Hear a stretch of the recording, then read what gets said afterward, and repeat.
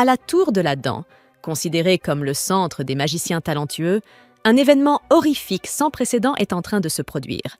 Le professeur Childman et son élève exceptionnel, Azili, mènent en secret une expérience.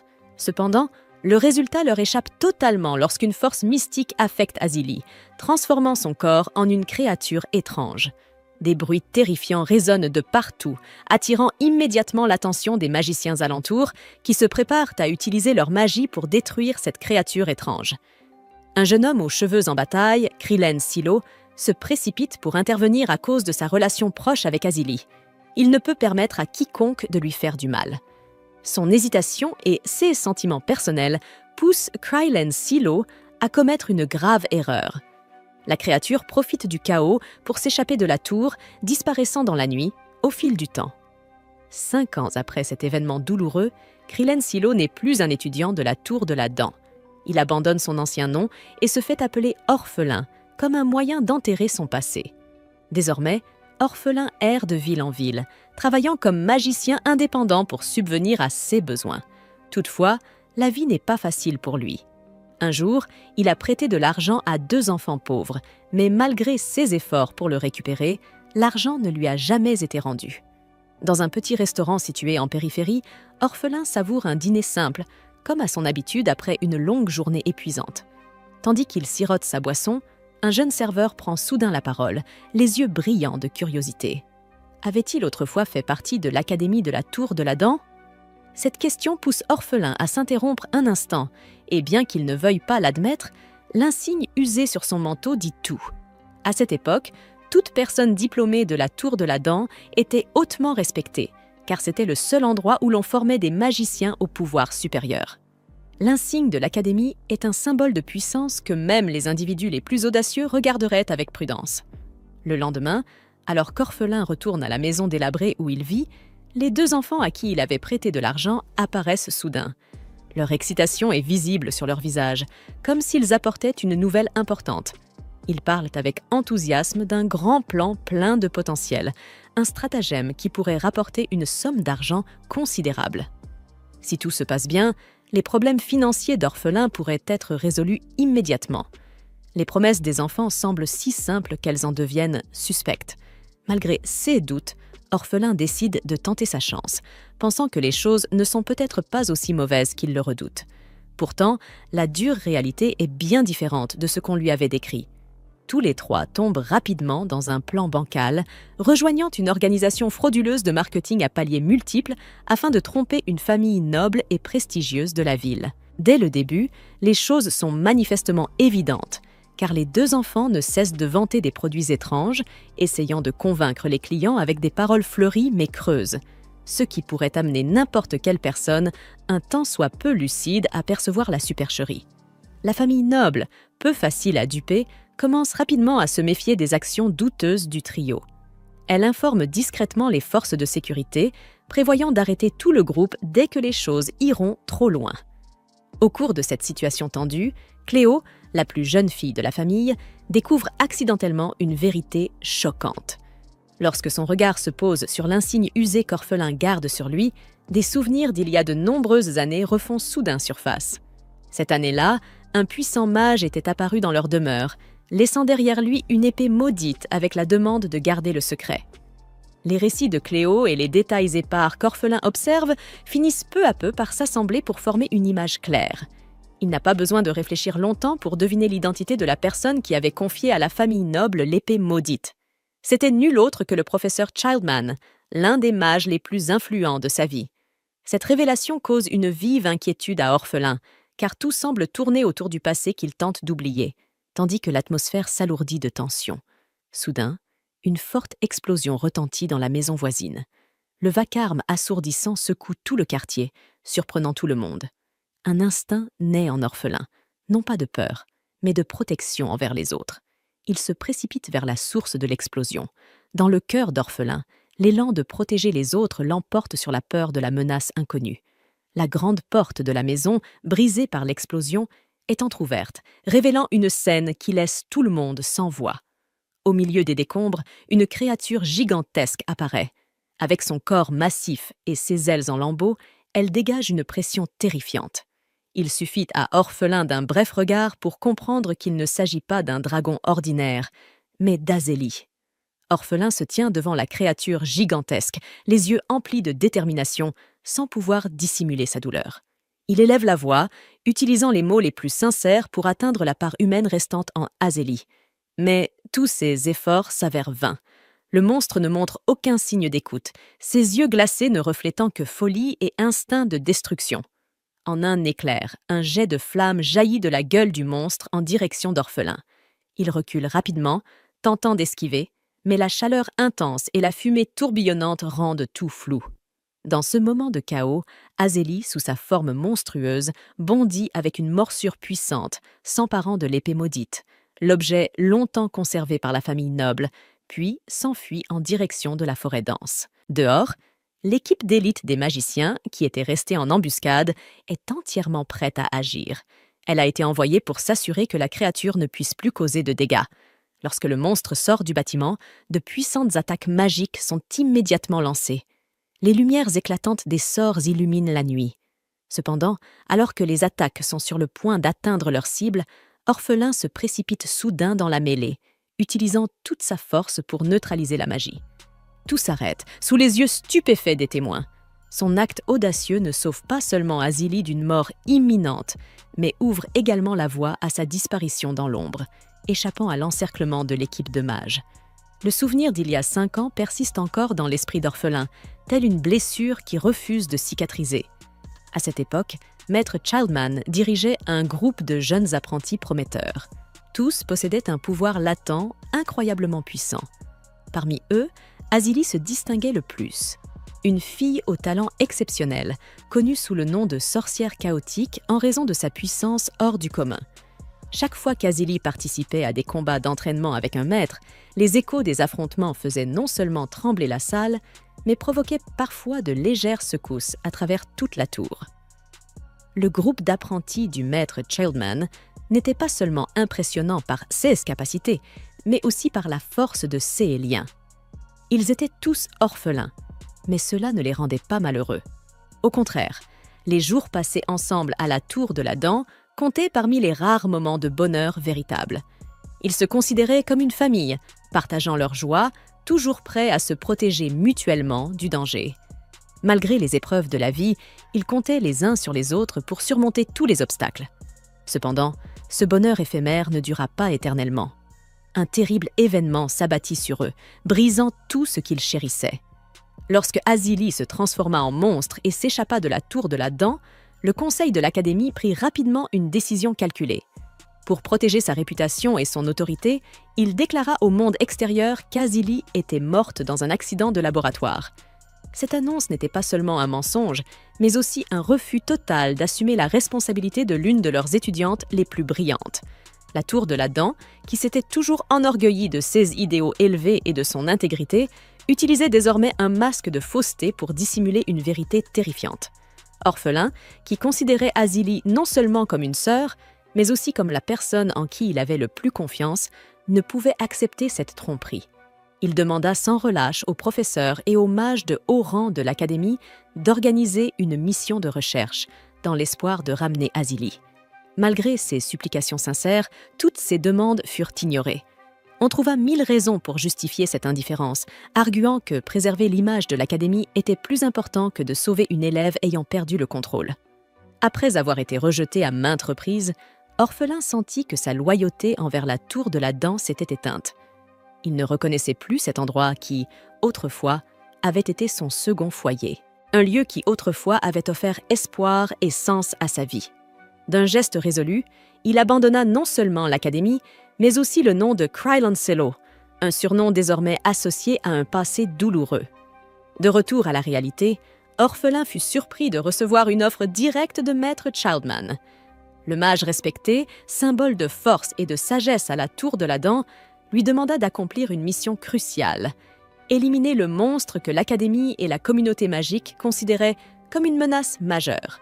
Maître Childman, avec sa perspicacité et son expérience, supposa que le but d'Azalée en s'emparant de l'épée maudite était de retrouver son corps humain. Toutefois, il exprima également des doutes quant à la faisabilité de cette entreprise, car le pouvoir maléfique caché dans l'épée n'était pas facilement maîtrisable. Orphelin écouta en silence chaque mot de son ancien maître, tiraillé intérieurement. La tour de la dent, bien qu'elle ait reconnu la puissance supérieure d'Azalée lorsqu'elle était humaine, ne voyait désormais en elle qu'un danger à éliminer. Pour l'Académie, tuer le monstre n'était pas seulement un acte de protection envers les habitants environnants, mais aussi un moyen de préserver sa réputation et de défendre les terres sacrées contre toute menace. Childman ne cacha pas sa position. Il insista sur le fait que le sacrifice d'Azalée, aussi douloureux fût-il, était nécessaire pour assurer la paix de tous. Grâce à sa pensée stratégique et à sa maîtrise magique, Childman avait discrètement lancé un sort de traçage sur l'épée maudite. Ce sort, non seulement complexe mais aussi d'une extrême précision, permettait au groupe de mages de déterminer aisément la position actuelle d'Azalée. C'était un élément clé de leur plan, une étape vers la fin de cette histoire douloureuse. Childman était convaincu qu'avec l'aide de ce sort de traçage, affronter et éliminer la menace qu'Azalée représentait serait plus réalisable que jamais. Face à son maître, Orphelin hocha la tête en signe d'accord, comme s'il acceptait pleinement de participer à la mission de traque du monstre. Son expression était sérieuse, mais dans son esprit, il échafaudait un plan tout à fait opposé. Orphelin n'avait aucune intention d'obéir aux ordres de l'Académie. Au lieu de cela, il décida d'utiliser les informations issues du sort de traçage pour devancer le groupe de mages. L'objectif d'Orphelin était très clair, avertir Azalée du danger imminent. Juste avant son départ, Cléo s'approcha d'Orphelin de manière inattendue avec un cadeau spécial. Dans sa paume se trouvait une bague en argent brillant, gravée de caractères anciens et mystérieux. Cléo expliqua que ce présent était un sincère remerciement de la part de sa famille, un témoignage de reconnaissance envers Orphelin pour son rôle dans leur protection et l'atténuation des dégâts causés par l'attaque du monstre. Elle n'en dit pas davantage sur l'origine de la bague, insistant simplement sur le fait qu'elle renfermait un pouvoir spécial capable de sauver son porteur dans les situations les plus périlleuses. Lorsque Orphelin reçut la bague, ses yeux se figèrent immédiatement, une sensation étrange mais familière envahissant son esprit, comme s'il avait déjà vu cet objet quelque part. Après un moment de réflexion, Orphelin comprit une vérité stupéfiante. Cette bague avait autrefois appartenu à Azalée. Les caractères anciens sur sa surface n'étaient pas de simples ornements, mais aussi une preuve claire de sa possession initiale. Bien qu'Azalée ait rarement parlé de cette bague, Orphelin se souvenait distinctement qu'elle lui avait un jour confié qu'il ne s'agissait pas seulement d'un bijou, mais aussi d'un puissant talisman protecteur. Elle renfermait une magie défensive capable de sauver la vie de son porteur dans les situations les plus critiques. Cependant, son pouvoir ne pouvait être activé qu'une seule fois. Silencieusement, Orphelin glissa la bague à son doigt, ressentant un mélange indescriptible de tristesse et de gratitude. Pour lui, ce cadeau n'était pas simplement une dette que Cléo venait de rembourser, mais un lien vers le passé, vers les souvenirs d'Azélie, avant que tout ne sombre dans le chaos. Il ne remercia pas Cléo par de longs discours, se contentant d'un simple hochement de tête, mais au fond de lui, il fit une promesse silencieuse, utiliser le pouvoir de cette bague d'une manière vraiment digne. C'était sa façon de protéger ce qu'il restait du lien entre lui et celle qu'il avait autrefois considérée comme une sœur irremplaçable. Orphelin et l'équipe de sorciers talentueux furent chargés d'une mission critique. De nombreux mages d'élite furent convoqués pour participer à cette expédition imminente. Pour contrer la magie noire, un mage blanc de haut rang fut également envoyé afin d'assurer un scellement plus efficace. Pendant ce temps, Orphelin décida, contre toute attente, d'emprunter une autre voie, partir seul à la recherche d'Azélie, dans l'espoir de la délivrer de sa forme monstrueuse. L'affection profonde d'Orphelin pour Azélie ne fut pas accueillie avec réciprocité, mais plutôt avec colère. Azélie, sous sa forme de dragon, lança des attaques violentes et un souffle dévastateur embrasa toute la forêt, transformant le paysage en un champ de bataille enflammé. La lumière des flammes se reflétait dans le ciel, tandis qu'Orphelin faisait tout son possible pour contenir les dégâts causés par celle qu'il chérissait tant. Le combat était intense. Sur le lieu de l'affrontement, un groupe de mages décida de collaborer pour localiser précisément Azélie dans sa forme monstrueuse. Un plan d'attaque coordonné fut lancé dans le but d'affaiblir directement la créature. Au milieu du chaos, un mage blanc de haut rang exécuta un rituel de scellement pour contenir la puissance obscure débordant du corps d'Azélie. Cependant, leurs efforts semblaient insuffisants pour la vaincre. La force du monstre dépassait toutes les attentes. À ce moment critique, confronté à une situation périlleuse, Orphelin envisagea un plan audacieux. Il décida de dérober une épée magique, espérant ainsi attirer Azélie à le suivre, l'éloignant des mages pour tenter de l'approcher plus sereinement. Mais cette idée imprudente s'avéra bien trop naïve, car le pouvoir d'Azélie dépassait tout ce qu'Orphelin pouvait maîtriser. La situation se compliqua davantage lorsque l'équipe de mages fut divisée en 2 groupes. Essia, l'amie fidèle d'Orphelin, prit la responsabilité de le poursuivre afin de récupérer l'épée précieuse avant qu'elle ne tombe entre de mauvaises mains. Pendant ce temps, les autres mages devaient rester en arrière pour continuer la lutte contre le dragon et empêcher toute nouvelle destruction. Lorsque Orphelin et Aessia revinrent sur le champ de bataille, la scène qui s'offrit à eux fut un véritable choc. Les mages talentueux qui avaient combattu ensemble étaient presque tous tombés, ne laissant derrière eux que des traces de destruction et d'échec. Au milieu de ce décor ensanglanté, seul Childman restait debout, résistant à la puissance terrifiante d'Azélie sous sa forme draconique. La brutalité et la folie du monstre faisaient ressembler la zone de combat à une tempête de feu sans fin. Avant même qu'Orphelin ne puisse réfléchir à un nouveau plan, une douleur atroce le transperça. Ses yeux s'écarquillèrent de stupeur en voyant l'épée de Childman profondément enfoncée dans son corps. Il tenta de bouger, mais son corps se figea soudainement, incapable de toute résistance ou mouvement. Les paroles glaciales de Childman résonnèrent comme un ordre définitif. Il guérirait la blessure d'Orphelin, mais seulement après la fin de la bataille. Désormais, la tâche d'Orphelin était de rester silencieux, interdit de provoquer le moindre problème jusqu'à ce que tout soit terminé. Immédiatement après qu'Orphelin ait été neutralisé par Childman, Azélie fit son retour sur le champ de bataille et reprit sa marche vers celui-ci. Le combat devint soudainement plus facile pour le puissant mage. Sans l'interférence ni la menace d'Orphan, Childman put concentrer toute sa puissance dans une attaque décisive. En un instant, le dragon fut repoussé avec une force colossale. L'attaque ne se contenta pas de faire reculer la créature, elle provoqua aussi sa désintégration dans une déferlante d'énergie pure. Le monstre fut totalement anéanti, ramenant un semblant de calme. Mais ce n'était que le début d'une souffrance bien plus grande pour Orphan.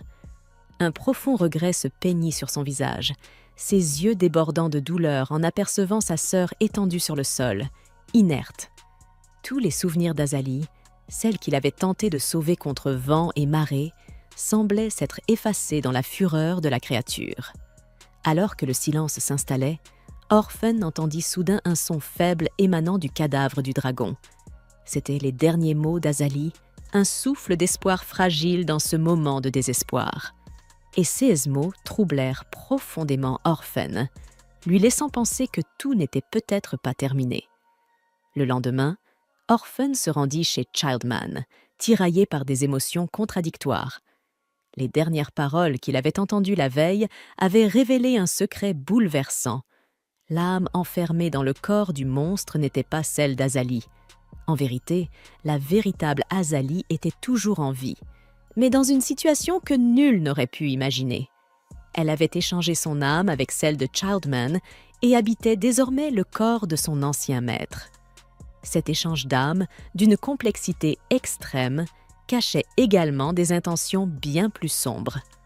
En repensant aux derniers jours, Orphan comprit à quel point Azélie avait su jouer son rôle à la perfection. Déguisée sous les traits de Childman, elle avait conservé l'attitude rigide et l'autorité naturelle d'un grand mage, trompant tout le monde. Tandis que Childman, prisonnier du corps d'Azélie, n'avait aucun moyen de faire connaître la vérité, il apparaissait clairement qu'Azélie avait tout orchestré. L'épée d'Azélie se lança vers Orphan avec une intention décisive, mais elle ne le toucha pas. Au lieu de ressentir la douleur de l'attaque de sa sœur, Orphan se tenait calmement.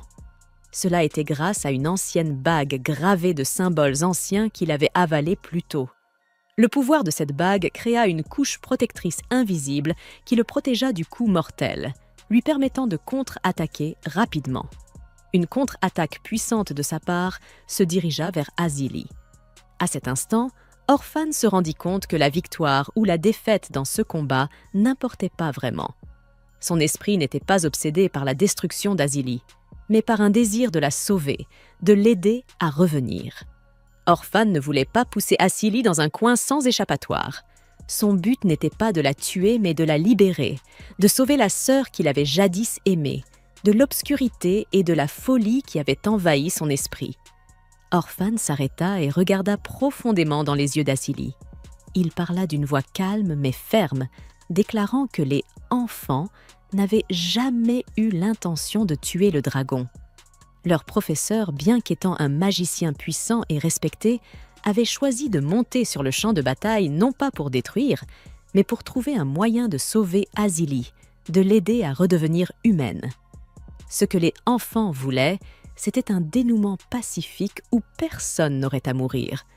Mais au lieu d'être reconnaissante, Azili choisit de répondre à la gentillesse par la vengeance. Non seulement elle prit le corps de leur professeur, mais elle mit également fin à sa vie, affirmant ainsi le chemin cruel qu'elle avait choisi. Orphan se souvint soudainement des jours passés, lorsque lui et Azili étudiaient ensemble à l'Académie de magie. Bien qu'Azili fût toujours connue comme l'une des magiciennes les plus exceptionnelles, surpassant les autres en force et en compétences, c'était Orphan qui avait été choisi pour hériter du manteau de Razor, un symbole de pouvoir suprême. Razor n'était pas seulement un symbole, mais portait également une grande influence dans le monde des magiciens noirs, en particulier dans la formation des dents. Le détenteur de cet héritage aurait une influence et un pouvoir considérables, menant la prochaine génération de jeunes magiciens. Cela créa un fossé invisible entre les deux frères et sœurs, Azili se sentant laissé pour compte dans la course à la célébrité et au pouvoir. Dans les souvenirs d'Orphan, il y avait un jour spécial où ils décidèrent de retourner à l'orphelinat où ils avaient grandi ensemble. Cet orphelinat abritait d'innombrables souvenirs de leur enfance, un lieu où leurs liens s'étaient formés, non seulement en raison de leur proximité, mais aussi parce qu'ils n'avaient personne d'autre sur qui compter. Sans l'amour parental, de nombreux enfants de l'orphelinat n'auraient pas pu y retourner. Le réconfort de l'un dans l'autre. Ce lien rendit Orphan et Azili plus proches que jamais. En CSS Instant, ils n'étaient plus de simples sorciers en quête de puissance, mais de véritables frères et sœurs. Ensemble, ils ravivaient les souvenirs d'un passé paisible, bien avant d'être emportés par les courants complexes du monde magique. Orphan sentait que les souvenirs de l'orphelinat étaient gravés à jamais dans son esprit.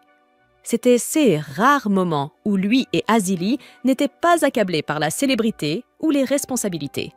Là-bas, ne subsistaient que des instants simples et purs, où ils pouvaient être eux-mêmes, sans devoir répondre aux attentes de quiconque. Orphan savait que ces souvenirs contenaient encore une part de son affection pour Azili.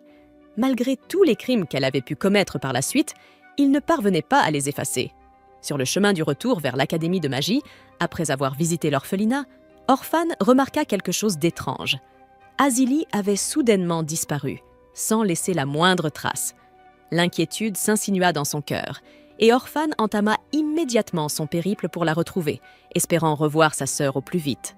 Cependant, malgré les routes parcourues et toutes les questions posées, la nuit tomba sans qu'aucun signe d'Azili n'apparaisse. L'obscurité s'insinuait dans chaque recoin, accentuant encore sa tension. Il poursuivit sa recherche dans une vieille maison abandonnée, pensant y découvrir un indice. À l'intérieur, l'atmosphère était sinistre, humide, plongée dans un silence oppressant. Tandis qu'il tentait d'examiner les lieux, une ombre faible surgit soudain d'un coin dissimulé et fonça droit sur lui. L'attaque fut si rapide qu'il eut à peine le temps de réagir. Même en posture défensive, les coups invisibles de l'ennemi le déstabilisaient. Insaisissable, il le laissait impuissant, incapable de localiser précisément leur origine. La vague d'assaut le repoussait sans relâche vers une position de plus en plus périlleuse. Malgré sa maîtrise de la magie, Orphan ne parvenait pas à contrer l'étrange offensive de ce spectre. Dos au mur, il comprit qu'il lui fallait employer une autre tactique. En un éclair, il décida d'activer un ancien sortilège. Clôture mentale astérisque. Un des rares qu'il ne réservait qu'aux situations les plus critiques. Dès que le sort fut lancé, Orphan sentit son esprit se détacher du réel, et aussitôt, l'ennemi indistinct commença à se dissiper, comme s'il n'avait jamais existé. En réalité, cette ombre n'était autre qu'un sort jeté par Azili. En surface, elle sourit en prétendant qu'elle voulait seulement taquiner son petit frère. Mais au fond, ses intentions étaient loin d'être si innocentes. Azili voulait tester leurs forces respectives pour savoir lequel d'eux était véritablement le plus fort. Cette curiosité ne venait pas seulement de son instinct de magicienne talentueuse, mais aussi d'un besoin caché d'affirmer sa position aux yeux d'Orphan. Pourtant, elle ne pouvait nier que son petit frère avait grandi. Il devenait plus fort, capable de lui tenir tête lors des confrontations. Cela était à la fois satisfaisant et légèrement troublant pour elle. Après cette attaque inattendue, la réalité reprit peu à peu ses droits chez tous deux. Orphan, comprenant qu'Azili n'avait aucune intention réelle de lui faire du mal, demeura perplexe. De son côté, Azili semblait avoir pris conscience de quelque chose de plus profond. Les paroles d'Orphan à propos de leur maître, Childman, l'avaient réveillée de son délire de puissance et de haine. Elle réalisa soudain que toutes ses actions allaient à l'encontre des souhaits de son maître. Childman n'avait jamais voulu la tuer. Il ne l'avait jamais considérée comme une ennemie.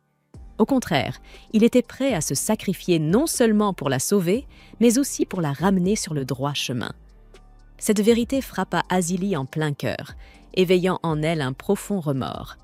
Les péchés qu'elle avait commis étaient irréversibles. Même si elle devait en payer le prix de sa vie, elle ne pourrait effacer les événements douloureux du passé. La seule chose qu'elle pouvait encore faire était d'être à la hauteur de ceux que son maître avait toujours espéré d'elle. Libérée de sa haine et de sa soif de pouvoir, Azili décida de devenir la personne que Childman avait voulu qu'elle soit. Elle posa les yeux une dernière fois sur Orphan, et dans son regard brillait une détermination nouvelle. Désormais, elle vivrait selon la volonté de son maître. C'était la seule voie qu'elle voyait pour racheter toutes ses fautes. Lors de leur périple, Orphan n'était pas seule à affronter les dangers. 2 compagnons pour le moins particulier l'accompagnaient, Magic et Cléo. Magic, un adolescent enthousiaste rêvant de devenir un grand sorcier, avait décidé de suivre Orphan pour apprendre et affûter ses compétences magiques.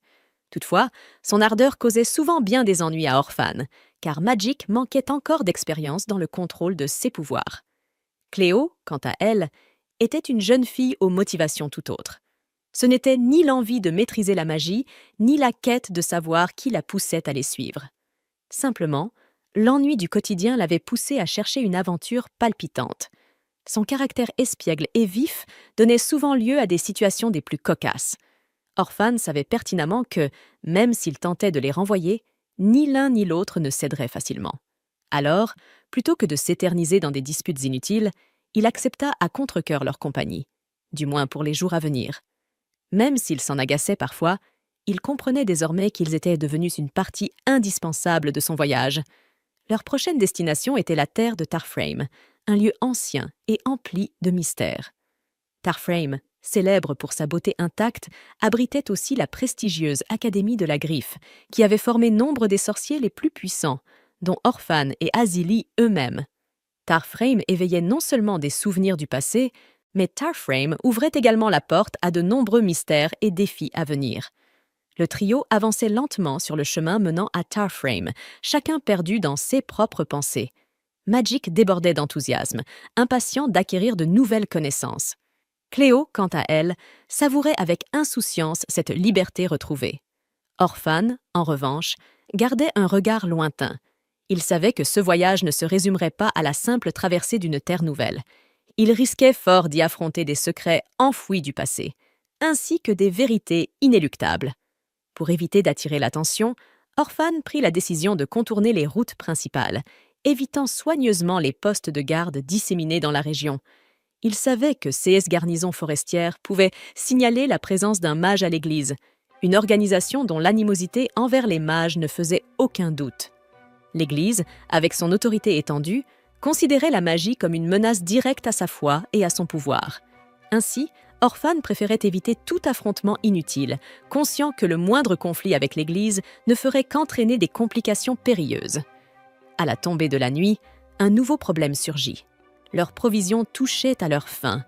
La nourriture restante ne suffirait pas à nourrir 3 personnes bien longtemps. Tandis qu'Orphan et Cléo s'installèrent près du feu mourant, Magic, en tant qu'apprenti, fut chargé de trouver de quoi manger. Il s'enfonça donc dans la forêt obscure à la recherche de quelque chose de comestible pour le groupe. Bien qu'il fût l'élève d'un mage, Magic ne pouvait s'empêcher de se sentir comme un simple larbin, obligé de servir son maître et Cléo. Errant entre les arbres dans cette obscurité oppressante, il fit une rencontre des plus inattendues. Une étrange jeune fille nommée Fienna. Apparue soudainement, visiblement agitée, elle avertit Magic de quitter les lieux au plus vite s'il voulait éviter un grand danger. L'événement se déroula si rapidement que le garçon n'eut même pas le temps de lui demander qui elle était, ni pourquoi elle avait lancé un tel avertissement. Mais les choses se compliquèrent encore davantage. Avant qu'il n'ait pu réagir, une foule de villageois surgit de l'ombre, les encerclant rapidement. Armés de lances, de fourches et de torches, leurs regards débordaient de haine. Magic tenta d'utiliser les sorts de base qu'il avait récemment appris, mais face à un groupe si nombreux, ses faibles incantations se révélèrent inutiles. Pris de panique, il fut touché à l'épaule par une flèche tirée par le chef du village, un homme grand, large d'épaules, à l'aura intimidante. La douleur vive de la blessure le priva de toute capacité de défense. Incapable de fuir ou de se défendre davantage, il fut capturé, ligoté et traîné comme un criminel jusqu'au village, où il fut jeté dans une cabane servant de prison. Pendant ce temps, dans une autre partie de la forêt, Orphan et Cléo commencèrent à s'inquiéter de l'absence prolongée de Magic. Retraçant ses pas, ils réalisèrent bien vite que la situation était grave. Fidèle à son tempérament résolu, Orphan élabora aussitôt un plan pour sauver son apprenti. Cléo, toujours prompte à l'action, se joignit à lui avec enthousiasme. Il ne leur fallut pas longtemps pour localiser le village où Magic était retenu captif. L'opération de sauvetage débuta dans la tension et la discrétion. En s'infiltrant dans le village sous le couvert de la nuit, Orphan fut attiré par un détail troublant. Un drapeau flottant au sommet d'un mât de bois. Sur le tissu usé, l'image d'une créature ancienne et majestueuse se dessinait clairement. Orphan ressentit une montée d'étonnement en reconnaissant l'emblème de ces êtres antiques, ennemis éternels des mages. Il n'était donc pas surprenant que les villageois aient agi ainsi. Il s'agissait en fait de cultistes du dragon, une foi profondément ancrée dans la culture locale depuis des siècles. Orphan se remémora ce qu'il avait appris. Le continent était à l'origine divisé en 2 forces opposées. D'un côté, l'église Kimlak, représentant ceux qui vénéraient la déesse et considéraient la magie comme une menace à éliminer. De l'autre, les cultistes du dragon, qui vénéraient le pouvoir des créatures mythiques. Ce village appartenait sans doute à ces derniers, une communauté vivant sous l'ombre protectrice des dragons, des êtres autrefois dominants et vénérés comme divins. Plus il réfléchissait, plus Orphan comprenait la raison profonde de l'attaque des villageois contre la magie. Ce n'était pas uniquement à cause de sa présence ou de celle de Cléo, mais parce que leur nature même de mage représentait une menace pour ceux qui croyaient aux dragons. Pour protéger leurs croyances et leur sécurité, les villageois avaient agi de manière préventive, ne laissant aucune chance aux étrangers comme Orphan ou Magic. Les pensées d'Orphan remontèrent à une histoire lointaine, lorsque le continent abritait 6 espèces anciennes et extrêmement intelligentes, dotées de pouvoirs magiques conférés par les dieux. 6 créatures, bien que ressemblant extérieurement à des animaux tels que loups, ours ou équidés, possédaient des pouvoirs redoutables et étaient considérées comme des incarnations de dragons. Chaque espèce portait en elle une force divine distincte, et malgré les siècles écoulés, le respect pour ces créatures mythiques perdurait encore en de nombreux endroits. Parmi ces 6 espèces anciennes, l'une se distinguait par son intelligence extraordinaire, les anges. Contrairement aux autres, leur seule faiblesse résidait dans leur incapacité à se reproduire naturellement. Cela les avait poussés à s'intégrer dans la société humaine, devenant une part de l'humanité depuis longtemps. Cette intégration avait donné naissance à une nouvelle lignée, un mélange de sang angélique et humain, les mages humains, détenteurs de pouvoirs magiques hérités des anges. Au départ, la coexistence avec les humains ne causait pas de conflit majeur, mais avec le temps, un changement d'état d'esprit survint. Les anges, fiers de leur force et de leur intellect, commencèrent à penser que les humains leur avaient volé leur magie. Ce soupçon se transforma progressivement en une conviction profonde. La magie humaine était le fruit d'une trahison. Ainsi, les anges perdirent confiance en ceux qu'ils avaient autrefois considérés comme des alliés. Cette fracture s'étendit rapidement au sein de la communauté des adorateurs des dragons. Les fidèles de ces créatures anciennes, qui respectaient le pouvoir sacré des anges, virent l'acquisition de la magie par les humains comme une insulte envers cet être sacré. Depuis lors, les mages humains vécurent sous la menace constante d'être traqués par les adorateurs du dragon.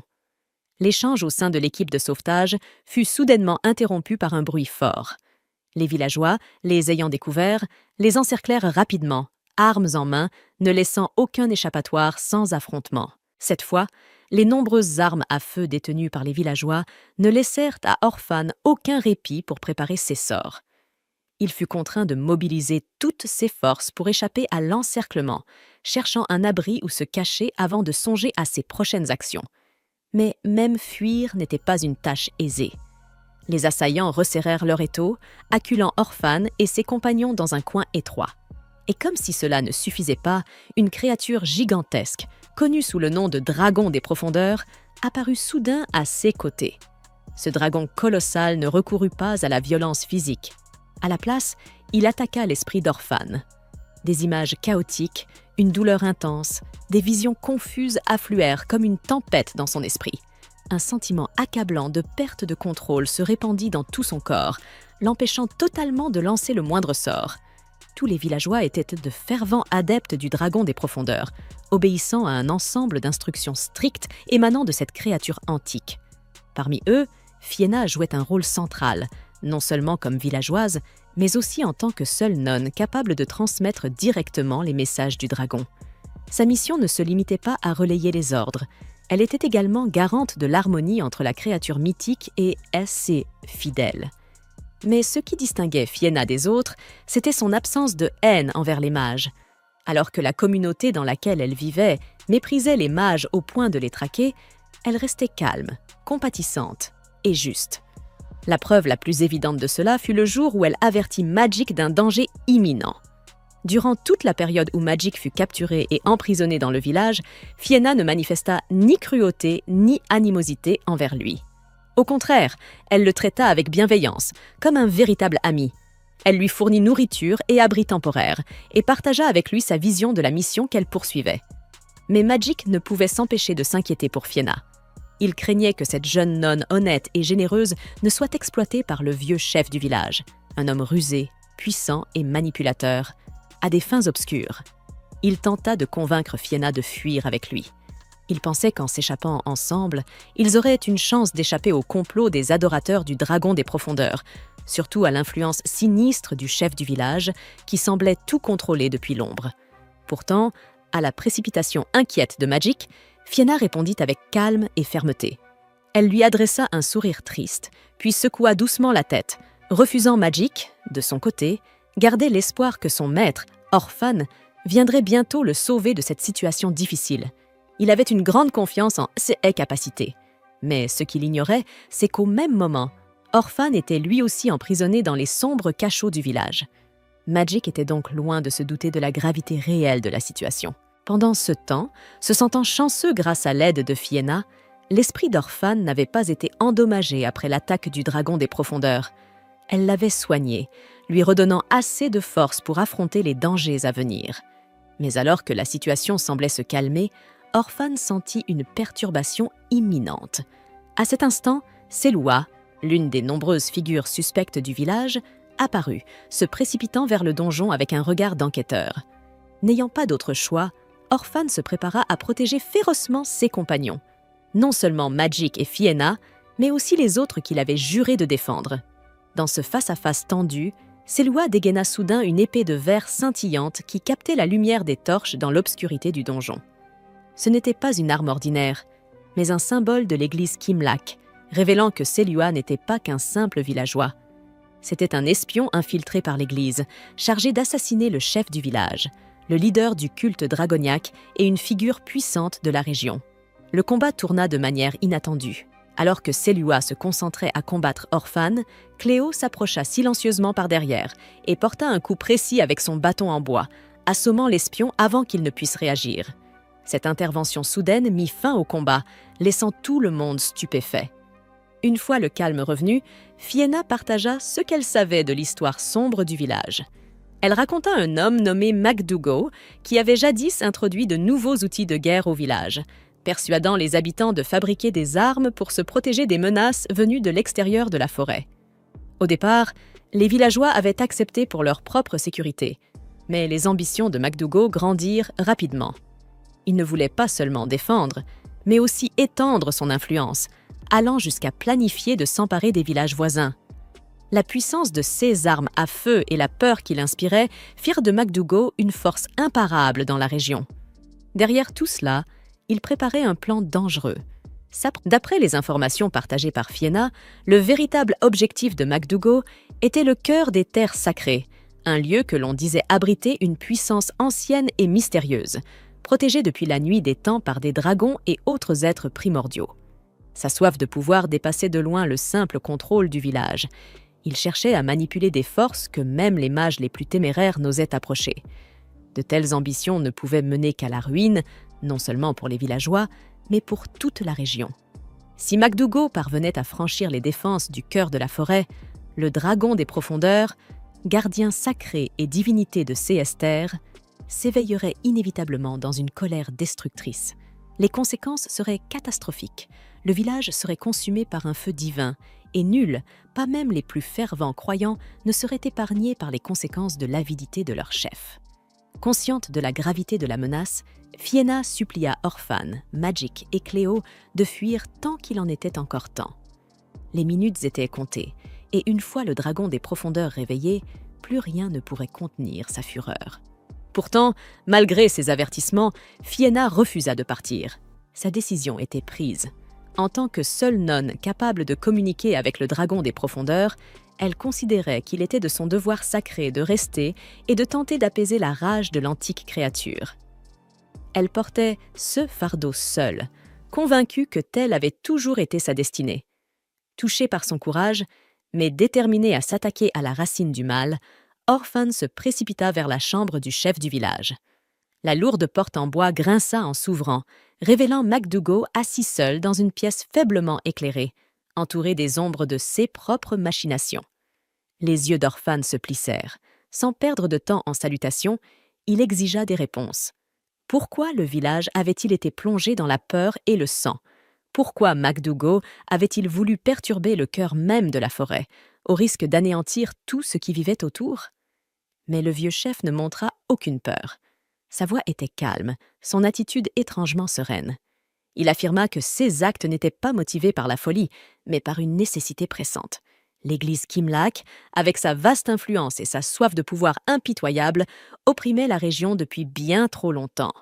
En s'emparant du pouvoir caché dans la forêt, MacDougall croyait pouvoir protéger son peuple de cette menace. Pour Orphan, cependant, ces justifications n'étaient qu'un masque hypocrite dissimulant une tyrannie froide. Aucun objectif, si noble soit-il, ne pouvait justifier le sacrifice d'innocents. Leur confrontation ne se conclut pas par la rédemption, mais par une sombre finalité. Sentant sa fin proche, MacDougall laissa échapper un avertissement glaçant. Le continent tout entier se trouvait au bord de la destruction. Dans un dernier souffle, il parla d'une arme secrète détenue par l'église Kimlac, quelque chose de si dévastateur que, sans intervention, cela entraînerait l'effondrement de toutes les civilisations. 6 derniers mots flottèrent dans l'air comme une malédiction, plongeant la pièce dans un silence pesant et laissant Orphan avec plus de questions et de craintes que jamais.